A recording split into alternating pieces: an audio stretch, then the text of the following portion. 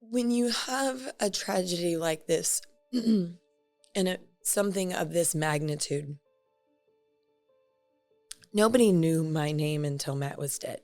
Like I said, you are kind of a seen and unheard individual, and nobody knew my name until then. But the world woke up after Osama bin Laden was killed. The world woke up and realized that there were these potentially, supposedly silent warriors out there. And so when Extortion happened, and it was 30 of them, the United States really kind of erupted. And if you look just in the fact of support, I mean, for months, my mail was overflowing. I mean, strangers. I have letters from people from all over the United States that just hand wrote letters giving their condolences and honoring the men of Extortion. Strangers. They're absolute strangers.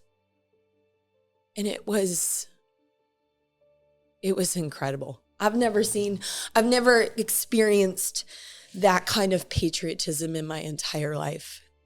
And it was humbling. It was really humbling to know that there are people out there that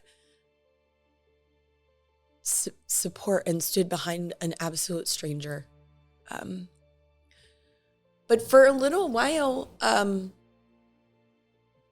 we were celebrities. And if I'm going to be raw and if I'm going to be open, I mean, people were throwing things at us, trips. Let's send you here. Let's do this. We're going to do this. We're going to do that. And so we were just going and going and going. And yes, we were honoring the boys, but there was no time that I took to slow down and grieve.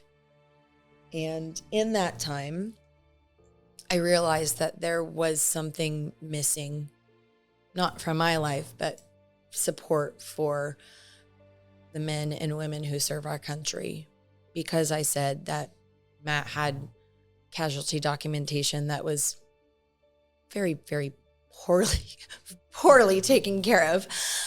When they said, complete your paperwork, Matt said, what's the least amount of things I have to mark? He should have just wrote, she'll take care of it. That's basically what he said. Well, whatever my wife wants.